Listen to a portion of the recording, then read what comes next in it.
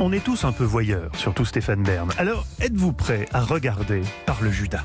D'abord, je ne suis pas voyeur, mais oui, Mathieu, chaque jour, vers 5h moins le quart, on vous entraîne quand même pour notre plus grand plaisir et le vôtre, j'espère, dans les coulisses de l'histoire, dans l'intimité des grands de ce monde. Une intimité qui n'a pas de secret pour Clémentine Portier-Kaltenbach, qui a toujours eu l'oreille des puissants. Combien de fois Goebbels lui a tenu la jambe en lui racontant ses virées munichoises? On se bourre de quiche et on boit des énormes pintes de bière et on finit en farandole, en hurlant des tyroliennes ou en vomissant partout. On ne regrette pas sa soirée. Bonjour Clémentine. Que de souvenirs. Vache, non mais pas du tout. Moi mon truc c'est la Légion étrangère. Vous n'êtes pas si loin. Hein, un de ces jours je vous chanterai tiens voilà du boudin, mais c'est pas Reichshofen et la Weimar. Tiens voilà du la boudin. Reichswehr, pardon. Bon non mais écoutez, allez je vais tâcher d'élever le débat. Oui, s'il vous plaît. Ouais, après le gel hydroalcoolique tout de même, messieurs. Alors j'ai une petite question pour vous. Que désigne, Mathieu, je vous le demande en particulier, que désigne le brevet d'affaires à la cour de Louis XIV?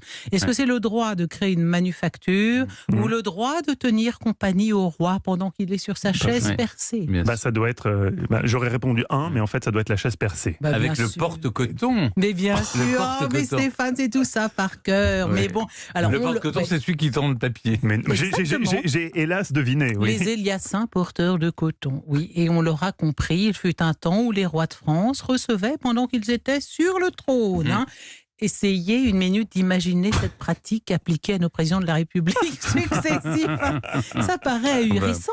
Mais pourtant, pourtant à l'époque, c'est pas considéré comme tel, parce que c'est même une manifestation de votre puissance. C'est l'indifférence à l'impudeur que vous manifestez en recevant sur le trône. Puis-je me permettre une petite question à vous qui connaissez bien les têtes couronnées, notamment, je crois que dans la haute société, on ne parle jamais de son corps. Tous les bruits. Et que, donc, par exemple, on ne dit pas bon appétit parce que ça a un rapport au plaisir de la digestion, quelque chose de physiologique. Comment c'est possible? Ça paraît complètement paradoxal qu'un roi parle à des gens alors qu'il n'y a pas de fausse pudeur. C'est la bourgeoisie au 19e qui a mis de la pudeur à tout qui a mis de la pudeur. Avant, il n'y avait pas de pudeur.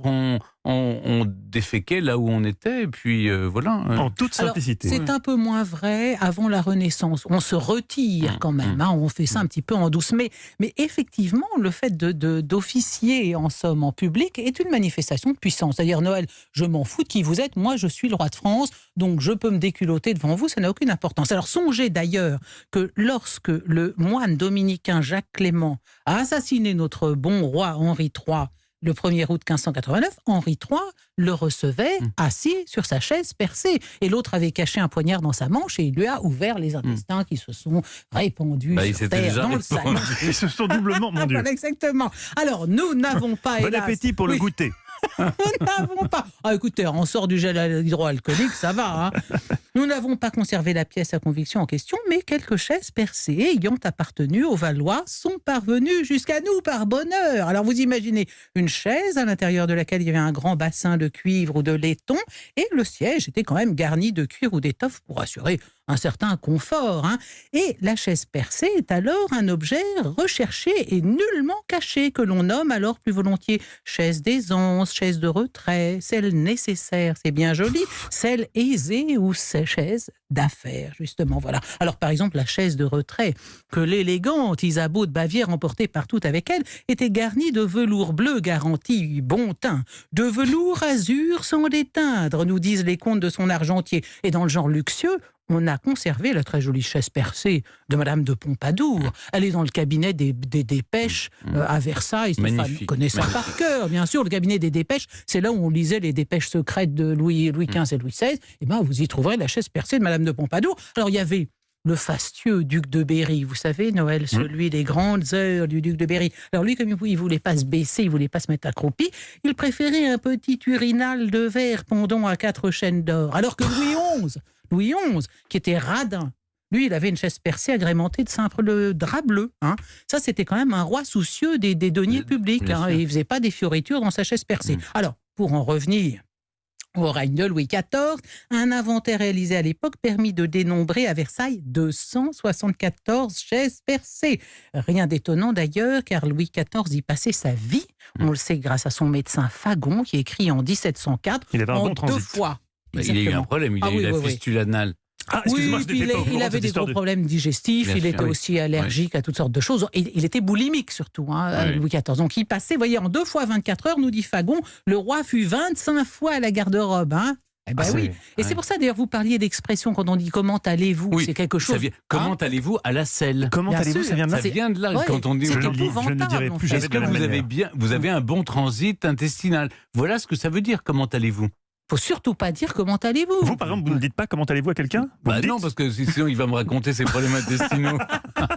Alors Louis XIV, en tout cas, lui n'était pas du genre dégoûté. Le célèbre mémorialiste Saint-Simon écrit à son propos: le jour de barbe, le même bassin dans lequel il venait de se soulager servait à lui faire la barbe. Eh oui. Et alors, Vous savez vivre à l'époque. Hein. chaque matin après la messe, Oui. un gentilhomme porte-chaise d'affaires installe le monarque sur cette chaise dont il a la garde et bénéficie du privilège insigne de vider le bassin royal. C'est un C'était privilège. recherché comme Oui. profession, ça. Bah oui. comme- Oui, ça coûtait très cher. J'ai fait le calcul parce que ça coûtait 60 000 écus, donc je suis allé regarder.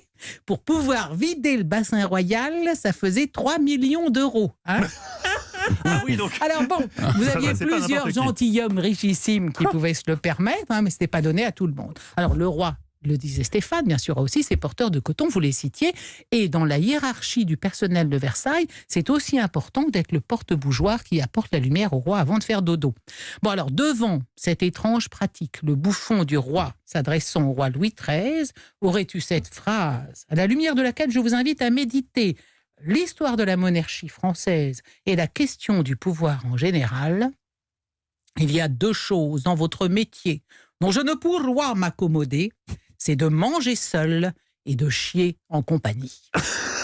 C'est tout résumé. Vous voyez, à l'époque aussi, on se posait la question. Mais bien Certains sûr. trouvaient ça bizarre quand même. Ouais. Bah, c'est pour ça qu'on met des livres ou des journaux dans les toilettes. Ah oui, Parce c'est vrai. qu'avant, il y avait quelqu'un. Il y avait du monde. Quelqu'un pour nous faire la lecture, Oui, finalement. voilà, exactement.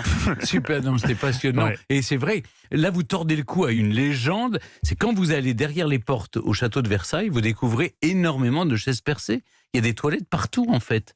C'est les courtisans qui attendaient, qui ne voulaient pas perdre leur place, qui faisaient sous eux. Mais sinon, les gens qui y habitaient... Un petit peu de gel hydroalcoolique, Alors, Stéphane. gel hydroalcoolique pour tout le monde après cette chronique. En tout cas, merci. Vraiment, Clémentine, vous avez été passionnant. Restez avec nous parce que Mathieu Noël